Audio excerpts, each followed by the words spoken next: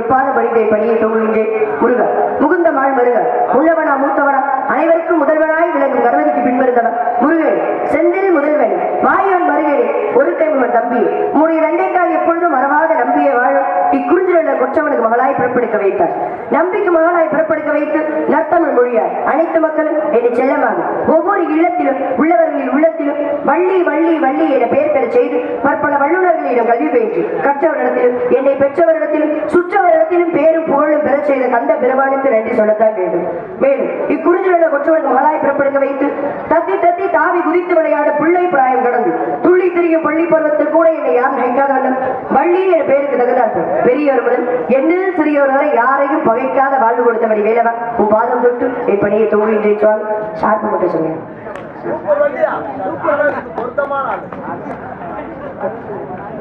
இங்கு வள்ளியாக நடித்துக் கொண்டிருக்கின்ற அருமை சகோதரி மதுரை மீனாட்சி அவர்களுக்கு பொன்னாடை போத்தி கௌரவப்படுத்தப்படுகிறார்.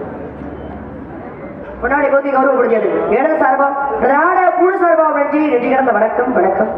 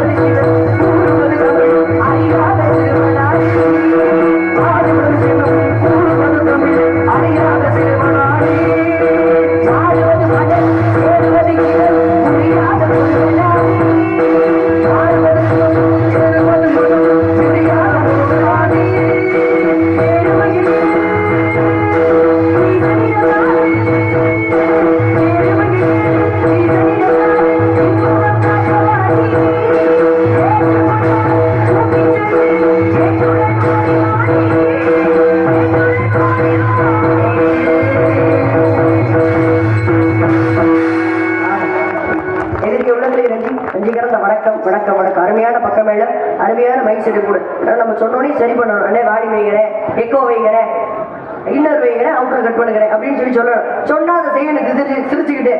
இதே வேற ஊர் பக்கம் போனோம்னு வச்சுக்கோ, மதுரை பக்கம் தான் அண்ணே வாணிமை ஏத்துக்கனே சொல்லுவோம். அந்த நாடகம் முடிகிற வரைக்கும் ஏதோ சோத்துல பட்ட மாதிரி போட்ட மாதிரி எங்களெல்லாம் முறைச்சுக்கிட்டே உட்காந்துருப்பாங்க. ஆனா சாருன்னு சிரிச்சுக்கிட்டே அதை சரி பண்றாங்க. வாழ்த்துக்கள். கதிரை படித்து காரியம் தோங்கியிருந்தாள். காஞ்சியிலே காமாட்சியாகும், மதுரையின் பதியிலே மீனாட்சியாகும், காசியிலே விசாலாட்சியா விளங்கும் அந்த மதுரை மீனாட்சியின் பாதத்தை படித்து விட்டு. ஏன்னா குப்பையை கூட கோபத்தில் வைக்கக்கூடிய சக்தி யாருக்கு இருக்கு அப்படின்னா என் தாய் மீனாட்சிக்கு மட்டுமே இருக்கு. பொதுவாகவே எல்லை தெய்வமா யார வைப்பாங்க அப்படின்னா யார வைப்பாங்க? ஒரு நாட்டுக்கு ஒரு ஊருக்கோ எல்லை தெய்வமா வைக்கிறதா யார வைப்பாங்க? ஆண்டு வைப்பா, கருமசாமி வைப்பா, பாண்டிமுடி சொல்ற வைப்பா, இல்ல ஐயனார வைப்போம் எல்லை தெய்வமா ஊரை காக்குறதுக்கு. ஆனா ஒரு பெண் தெய்வத்தை எல்லை தெய்வமா கொண்ட ஊர் எது அப்படின்னா மதுரை தான். மதுரையே இந்த வெள்ளத்துல முழுகும் போது மதுரை வெள்ளத்துல முழுகுச்சா? அப்போ பழைய காலத்துல கடல் இருந்துச்சா? கடல் இங்க இல்ல, முன்னாடி மதுரை அங்க ஜப்பான்ல இருந்துச்சுங்களா? மதுரையில இருந்துச்சான்னு குமரி கண்டத்துல இருந்துச்சா? அப்படியா? மதுரையின் பதியில இருந்துச்சு. அதனாலதான் எழுகடல் வீதின்னு சொல்லி ஒரு இடம் இருக்கு மதுரையில. இந்த எழுகடல் வீதியில காஞ்சன மலைக்கும் மணியத்தூச பாண்டியனுக்கும் கோயில் இருக்கு. அப்ப இப்படி சிறப்பு அங்க இருக்கு. இந்த ஏழுகடல் வீதியையே 7 கடலையும் யாருக்காக யார் இணைச்சது மதுரையில அப்படின்னா சொக்கர் யாருக்காக இணைச்சாரா? தன்னுடைய மாமியார் காஞ்சன மாலைக்காக மதுரையின் பதியில 7 கடலை இணைச்சாரா. இப்பெல்லாம் மாமியாருக்காக 10 ரூபாய்க்கு பிஸ்கெட் பாக்கெட் கூட வாங்கி தர மாட்டாங்க. ஆனா 7 கடலையும் மதுரையின் பதியிலே தன்னுடைய மாமியாருக்காக இணைச்சாரு சொக்கடாது. அந்த வெள்ளத்தினால வெள்ளமே மதுரையில வெள்ளம் வந்து முழுகுச்சார்.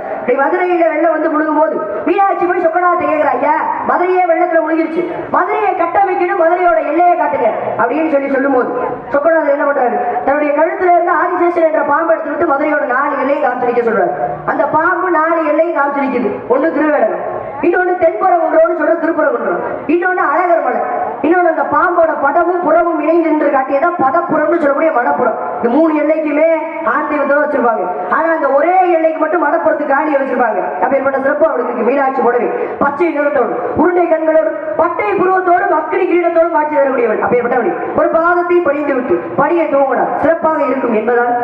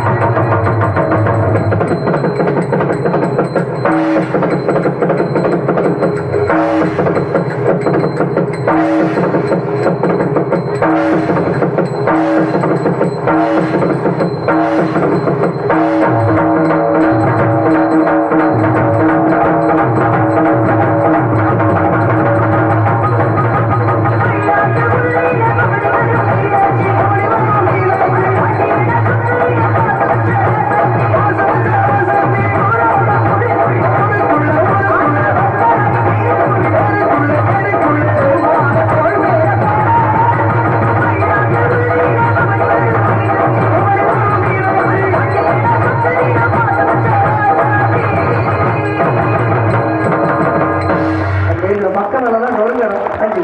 எதிரி உள்ளங்களுக்கு நன்றி. நன்றி கடந்த வழக்கம் எல்லாம் கைதட்டல். பக்க மேலத்தான் போய் சேரணும். அருமையான பக்க மேல வாழ்த்துக்கள். கந்தனை வழியில் காரியம் தோங்கியிருந்தாங்க. அந்த உண்மை வழி நல்லை பெற்றிருந்தால் அண்டேற்காய் நெச்சரித்து அம்பலத்தில் ஆதிசிவன் தொண்டனுக்கு தொண்டனிட தொண்டு செய்வது எக்காலம் தொண்டனுக்கு தொண்டு செய்ய இறங்கி வருவாராம் சிவபெருமான். அதனாலதான் மதுரையின் பகுதியிலே 64 திருவிழா புரிந்தார். நமக்காக தான் விறகு விற்றார், மாணிக்க விற்றார், வளையல் விற்றார். யாரு? சிவபெருமானே இறங்கி வந்து பக்தர்களுக்காக விறகு விற்றாரா, மாணிக்கம் விற்றாரா, வளையல் விற்றாரா. அப்ப இவரோட சிறப்பு வருது இருக்கு. பொதுவாகவே அந்த காலத்துல பெண்களுடைய கையை தொடுறதுக்கு 2 பேருக்கு தான் அனுமதி. ஒண்ணு மருத்துவருக்கு, எதுக்காக நாடியை பிடிச்சு பார்ப்பாங்கன்னு சொல்லி.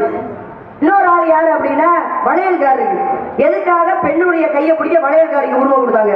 என்ன காரணம் அப்படின்னா அந்த காலத்துல கிராமத்துல கல்யாணம் நடக்கும் போது அப்படியே ஒரு வாரத்துக்கு முன்னாடியே வளையல்காரர் வீட்டுக்கு வர சொல்லி அவருக்கு ஏதாச்சும் தட்சணை வாரி கொடுத்து பெண்ணுடைய கையை பிடிச்சி வளையல் போட்டு வச்சுருவாங்க. என்ன காரணம்?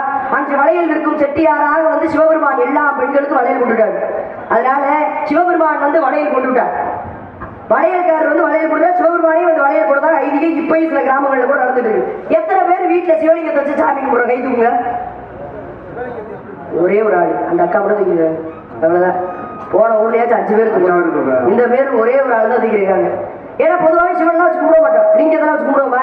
கூட மாட்டோம். என்ன காரணம்? சிவபெருமான கும்பிட்டா நிறைய சோதிப்பாரு, இருக்கிறது இல்லாம போயிரு, அவரெல்லாம் கும்பிடாதீங்கன்னு சொல்லுவாங்க. சோதிச்சு எல்லாரையுமே சாதனையாளராக மாற்றக்கூடிய தெய்வம் யார் அப்படின்னா சிவபெருமான் மட்டும்தான். 63 நாயன்மார்களை பற்றி படிச்சுதான் தெரியும். அப்பேற்பட்ட சிறப்பான கடவுள் அவரு. எதுக்காக கடவுளை சோதிக்கிறாரு? மனுஷங்களோட புத்தி எப்படி? குரங்கு புத்தி. ஒரு வாரம் திருச்செந்தூர் முருகனை கும்பிடணும்னு தோணும். ஏன்டி எல்லாரும் பௌர்ணமி போய் திருச்செந்தூர் முருகன் உட்காந்துட்டு வராங்க. கேட்கறதெல்லாம் கொடுக்குறாரா சுப்பிரமணிய கடவுள்? அண்ணன் சொன்ன மாதிரி சுக்குக்கு மிஞ்சிய மருந்தும் இல்லை, சுப்பிரமணியனுக்கு மிஞ்சின கடவுளும் இல்லை. எதுக்காக? முருகனுக்கு 108 நாமம் இருக்கு. குறிப்பிட்டு ஏன் சுப்பிரமணியனுக்கு மிஞ்சின கடவுள் இல்லை? நாங்க திருச்செந்தூர்ல தான் முருகப்பெருமானுக்கு சுப்பிரமணியன் என்ற பேரு. இந்த திருச்செந்தூர் கோயில்ல தான் பன்னீர் இலையில விபூதி கொடுப்பாங்க. அந்த பன்னீர் இலையில கொடுக்கக்கூடிய விபூதி எடுத்து பூச அப்படின்னா எப்பேற்பட்ட நோயா இருந்தாலும் தீரும் என்பது ஐதீகம். இப்போ வரைக்கும் நடந்துகிட்டு இருக்கு. வாங்குறது ரொம்ப கஷ்டம். பன்னீர் இலைன்னா அந்த இலையில பன்னீர் வரலாம் வராது. கொடுக்கக்கூடிய இலையில பன்னீர் கோடுகள் இருக்குமா? அந்த பன்னீர் இலையில கொடுக்கக்கூடிய விபூதி எடுத்து பூச அப்படின்னா எப்பேற்பட்ட நோயா இருந்தாலும் தீரும் என்பது ஐதீகம். அதனாலதான் சொல்லி வச்சாங்க சுக்குக்கு மிஞ்சிய மருந்தும் இல்ல, சுப்பிரமணியனுக்கு மிஞ்சின கடவுளும் இல்லைன்னு சொல்லி வச்சாங்க. இந்த திருச்செந்தூர் முடியும் சரிப்பட்டு வரணும்னு வச்சுக்கோங்க, நேரா போயிடுறது திருப்பதிக்கு. நம்ம ஊர்ல இருக்க சாமியெல்லாம் வாழ வைக்கிறது கிடையாது. திருப்பதிக்கு போய் ஆந்திராக்காரங்களை வாழ வச்சா நமக்கு சந்தோஷமா இருக்கு. என்ன பண்ண, ஒரு 2 மாசத்துக்கு முன்னாடி 1.5 லட்சம் ரூபாய்க்கு ஒரு ஐபோன் போட்டு வந்திருக்காங்க உண்டியல்ல. திரும்ப கேட்டுக்க தர முடியாது, போப்பா கோயில் சொத்து அனுப்பிச்சு விட்டாங்க. நம்ம ஊர்ல இல்லாத சாமியா இல்ல நம்ம ஊர்ல இல்லாத சாமிகளுக்கு இல்லாத சக்தியா? அங்க இருக்கிறது பெருமாளே கிடையாதுன்னு சொல்லியிருக்காங்க. குன்று இருக்கும் இடமெல்லாம் பூரன் இருப்பான் என்பதே ஐதீகம். ஏன் பெருமாள் போய் மலையை உட்கார்ந்தாரு? வானத்தை நோக்கி கையை வச்சிருக்கிறது முருகப்பெருமான் மட்டும்தான். ஏன் பெருமாள் அப்படி கையை வச்சிருக்காரு அப்படின்னு சொல்லி கேட்கிறாங்க. முருகப்பெருமானோட ஆலயம்னு சொன்ன எந்த கூட்டமாச்சும் அங்க போகுமா? அங்க வசூலாகுமா? போன வருஷம் 250 கோடி வசூலாயிருக்கு திருப்பதிக்கு. 220 கோடி வசூலாயிருக்கு திருச்செந்தூருக்கு. என்ன காரணம்? எல்லா காசையும் போய் சாமிக்கு போட்டு சாமிகிட்ட போய் காசு கேட்கறது. காசு கொடு அப்படி கேட்டார். அவங்ககிட்ட காசு இருக்கிறத வச்சு போட போடாதான் சாமி கிட்ட போய் போடுறது, திரும்ப அவர்கிட்டே போய் காசு கேட்கறது அப்படிலாம் இருக்காம. ஏன்னா வந்து தமிழ்நாட்டில் இல்லாத சாமிகளுக்கு எல்லாம் சக்தியே கிடையாது. திருவண்ணாமலை மட்டும் தான் நினைத்தாலே முக்தினாங்க. ஏன் திருவண்ணாமலை மட்டும் நினைத்தாலே முக்தினாங்க? சிவபெருமான் அங்கதான் 7 ஜென்மம் வாழ்ந்ததாக சொல்லப்படுது. அதனாலதான் திருவண்ணாமலை மட்டும் நினைத்தாலே முக்தி அப்படின்னு சொன்னாங்க. அப்பேற்பட்ட சிறப்பான ஆலயத்தெல்லாம் இங்க விட்டு போயிடுறது வெளிநாட்டுக்கு சாமியை கும்பிடு. யாராச்சும் போய் பாருங்க, எல்லாருக்கும் பிள்ளையார்ட்ட எழுதி அள்ளி வைக்கிறோம். சக்தி வாய்ந்த பிள்ளையார் தானாவே வந்தவர். அப்பேற்பட்ட சிறப்பு. ஏன்னா எந்த நம்ம எவ்வளவு புண்ணியம் செஞ்சிருந்தா இப்படி ஒரு ஆலயம் நமக்கு கிடைச்சிருக்கோம். இங்க இருக்கிற எல்லா மக்களும் அவ்வளவு புண்ணியம் செஞ்சிருக்கிற நீங்க எல்லாம் தான் உயர்ந்தவங்க. அப்பேற்பட்ட சிறப்பான ஆலயம் அங்க இருக்கு. ஏதாச்சும் வந்து என்ன வர வேணுமோ, என்ன கஷ்டம் இருக்கோ அதை சொல்லி அதே மாதிரி சிலை வாங்கி வச்சோம் அப்படின்னா அந்த கஷ்டம் எல்லாம் போயிடும் என்பது ஐதீகம். அப்பேற்பட்ட சிறப்பான பிள்ளையார் அவர் இருந்துட்டாலும் கூட பரம்பரை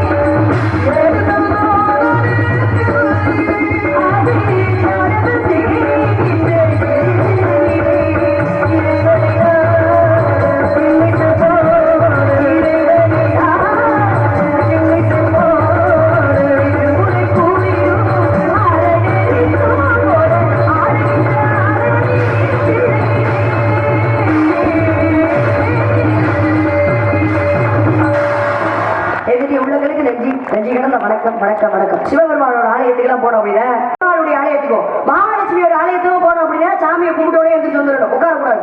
என்ன காரணம், நம்ம உட்கார்ற இடத்துல மகாலட்சுமி உட்கார்ந்துருவாள் என்பது ஐதீகம். அப்ப இப்ப சாஸ்திரம் எல்லாம் சாமி கும்பிடுறதுக்கு இருக்கு. இருந்துட்டாலும் கூட முல்லை குறிஞ்சி மருதம் நெய்தல் பாறை சொல்லக்கூடிய 50 இடத்தில் குறிச்சி இடத்தை ஆட்சி புரியும் எனது தந்தையின் பெயர் நம்பிராஜ், தாயார் பெயர் நங்கை மோகினி, எமது பெயர் வள்ளி. எனக்கு உடன்பரவாத சகோதரி 7 பேர்.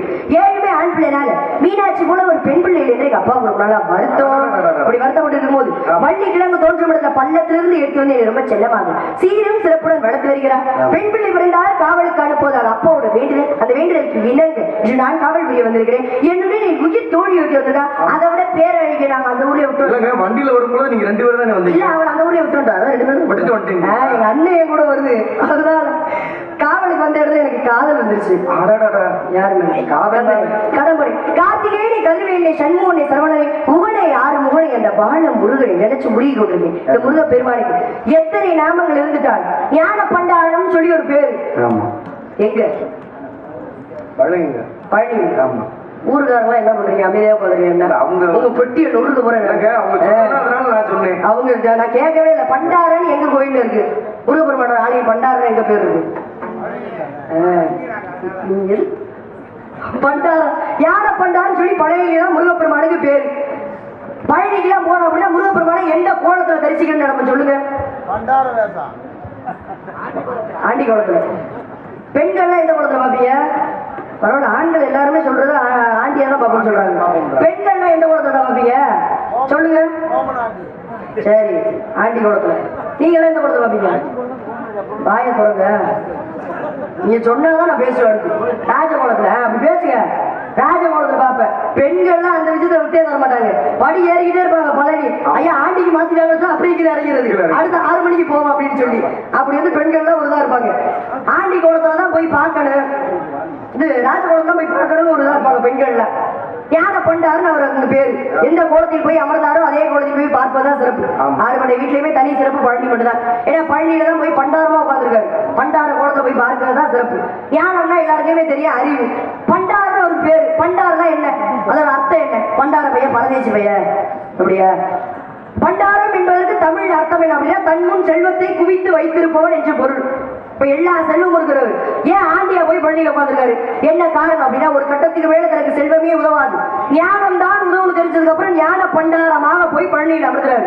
இத்தனை வருஷமா ராஜகோலத்தை போய் நீங்க பார்த்துட்டு வந்தாலே இனிமே போய் அப்படின்னா ஆண்டி கோலத்தை போய் பார்த்துருவாங்க, அப்பதான் காசு தருவாரு அப்படின்னு சொல்லி கொண்டு காவலுக்கு வந்த இடத்துல எனக்கு காதல் வந்துருச்சு. யாரு மேல? அந்த முருகப்பெருமான். ஆமா, எப்பேற்பட்ட காதல் சொல்லுங்க.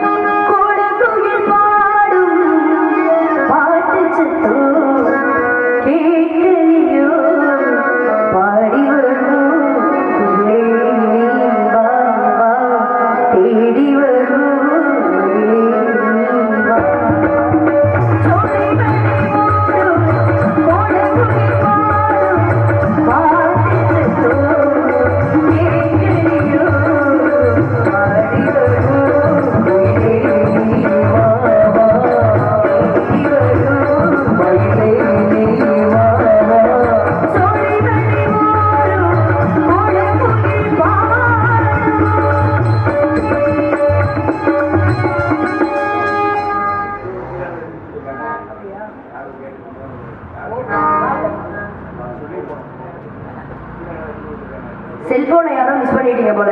Oppo phone. ஆமா, சுவிட்ச் ஆஃப்ல இருக்கு. யாரோட போன் மிஸ் ஆயிருக்குன்னு பார்த்து இங்க வந்து வாங்கிக்கோங்க, பெட்டிக்கார்ட்ட கொடுக்குறோம். அவர் போனையும் சேர்த்து வாங்கிக்கோங்க. சுவிட்ச் ஆஃப் ஆயிருக்கு. ஓப்போ போனு யாரோடதோ பார்த்து வாங்கிக்கோங்க. நம்பர் சொல்லி வாங்கிக்கோங்க, ஆன் பண்ணி வாங்கிக்கோங்க. சரி, காவல்துறைகிட்டே இருக்கு, அவங்களே வாங்கிக்கோங்க.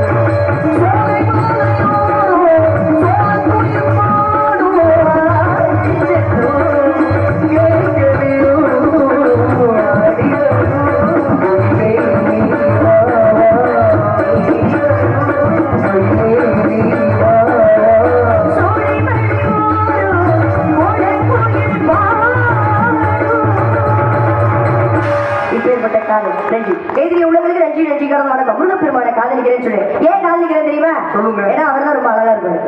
அதனாலதான் அவர் காதலிக்கிறேன். அவர் மட்டும் அழகு கிடையாது, அவர்கிட்ட இருக்க எல்லாமே அழகு.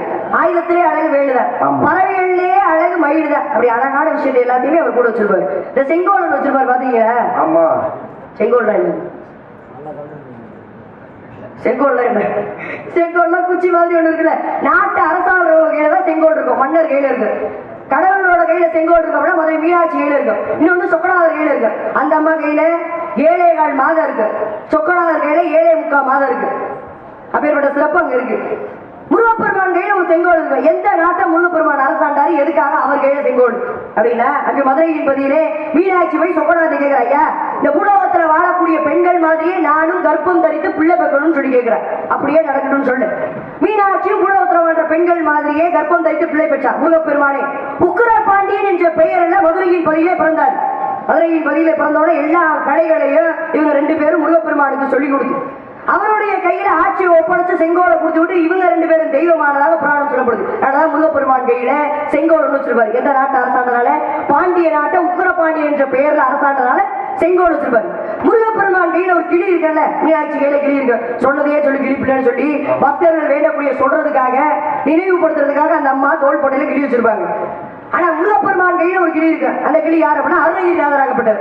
அருணகிரிநாதரி கிளியாக மாறி 51 கந்தர் அனுமதி பண்ணார். அது 51வது கந்தர் அனுமதி தான் எது அப்படின்னா, உருவாய் அருவாய் உலகாய் இழதாய் மறுவாய் மலராய் மணியாய் ஒளியாய் கருவாய் வீராய் கதியாய் விதியாய் குருவாய் வருவாய் அருள்வாய் உனைன்னு சொல்லி பாண்டார். அப்பேற்பட்ட சிறப்பான கடவுள் நான் காதலிக்கிறேன். முருகப்பெருமான் மாதிரி எல்லாரும் வந்து பிள்ளை வேணும்னு கேட்பான்.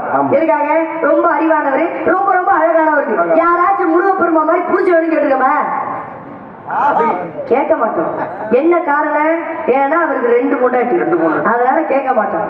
ஆனா அருணகிரிநாதர் என்ன சொல்றாரு? முருகர் மாதிரிதான் கணவர் வேணும்னு கேட்கணுமா? ஏன்னா வள்ளிக்கு முருகருக்கும் திருமணம் முடிந்த முதலிரவு அன்று வள்ளியுடைய காலை தூக்கி தன் மேல வச்சு அந்த அம்மாவோட காலை தூக்கி முருகப்பெருமான் அவ வள்ளி கேட்கிறா, சுவாமி என்னோட காலை போய் நீங்க தொடலாமா அப்படின்னு சொல்லி கேட்கும் போது முருகப்பெருமான் என்ன சொல்றாரா, அம்மா என்ன கல்யாணம் முடிக்கணும்னு சொல்லிட்டு அந்த காட்டுல இருந்து காவல் பார்த்து எவ்வளவு கஷ்டப்பட்டேன், அப்ப உன்னுடைய கஷ்டத்தை நான் தானே போகணும் அப்படின்னு சொல்லி வள்ளியோட காலை தூக்கி தன் மேல வச்சு காலை அனுப்பி விட்டாரு. அப்பேற்பட்ட சிறப்பான கடவுள் யார் சொல்றது? திருப்புகழ்ல அருணகிரிநாதர் சொல்றாரு இந்த வார்த்தையை. அப்பேற்பட்ட சிறப்பான கடவுளும் அவர் தான், சிறந்த கணவரும் அவர் தான். முருகர் மாதிரியில முடிச்ச வேணாம், முருகரே புடிச்சதா வேணும். அதனால எப்பேற்பட்ட காதல் அப்படின்னு சொல்லி முடிச்சது, தோழியை போய் சந்திக்க வேண்டும். ஓடு நறுக்குன்னு ஒரு பாட்டா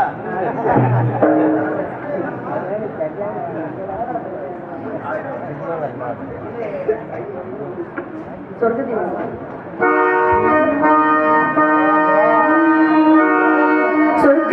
வாசற்படி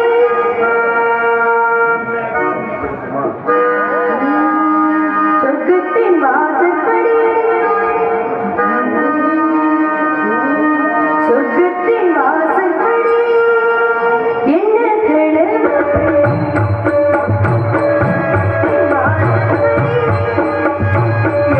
கனவுகளே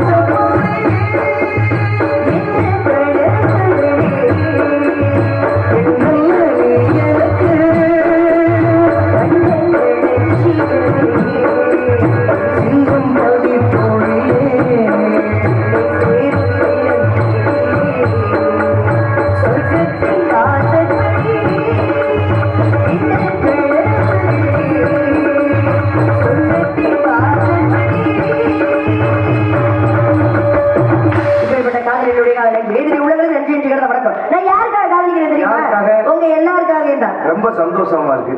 கெட்டியாங்குளத்துல உள்ள எல்லாரும் பாத்துருக்கீங்க. எப்படின்னு கேட்கணும். எப்படி தெரியுமா? எப்படி? என்ன வாயிலே ஆடுற நொறுக்க போறேன். நாளைக்கே முருகன் இருக்கும்.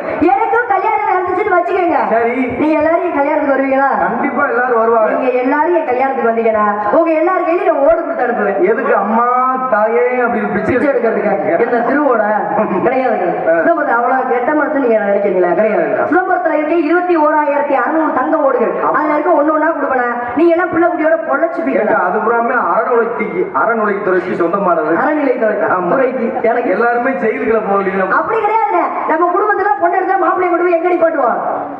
நல்ல நல்ல நிலைமையில நீங்க யோசிக்கிறது ஒரு மாதிரி கிடையாது. நல்ல நிலைமையில தான் நிப்பாட்டுவோம். எத்தனை வயசை காதலிச்சேன்? எனக்கு 5 வயது. ஐயா பருவத்தில் எனக்கு வாழ தருவேன் என்று வரம் கொடுத்த அந்த வட்டி வேலை 5 வயசுல இருந்து காதலிச்சுட்டு இருக்கேன். உங்களை மாதிரி காதல் கிடையாது. போன வையா அப்புறமா அப்படின்னு புனிதமான காதல், தெய்வீகமான காதல். கட்டுனா அவரை தான் கட்டுவேன், இல்லைனாலும் அவரை தான் கட்டுவேன். காதலிச்சவரையும் கரம் பிடிக்க வேண்டிய ஒரு குறிக்கோளோட வாழ்ந்துட்டு இருக்கேன். அதனால எப்பேற்பட்ட காதல், அவர் காதல் எப்படி எல்லாம் காத்துக்கிறீங்கன்னு சொல்லி முடிச்சுது. ஏதோ எனக்கு ஸ்டோரி சொல்லணும்னு காத்துக்கிட்டு இருக்கா. பாருங்க நீங்க எப்படி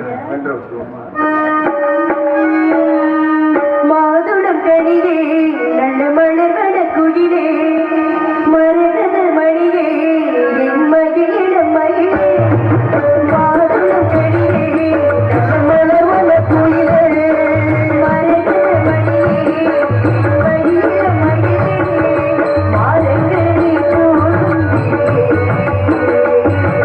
மாலைதழி பாடும் மாலைதழி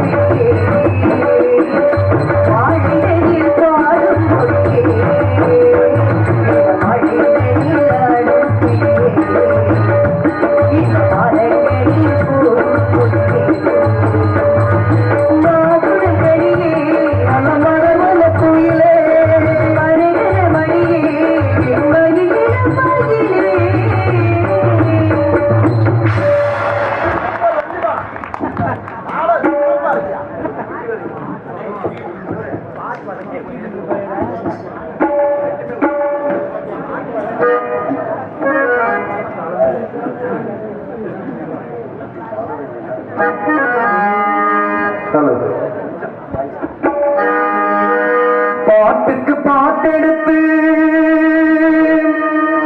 நான் பாடுவதை கேட்டாயோ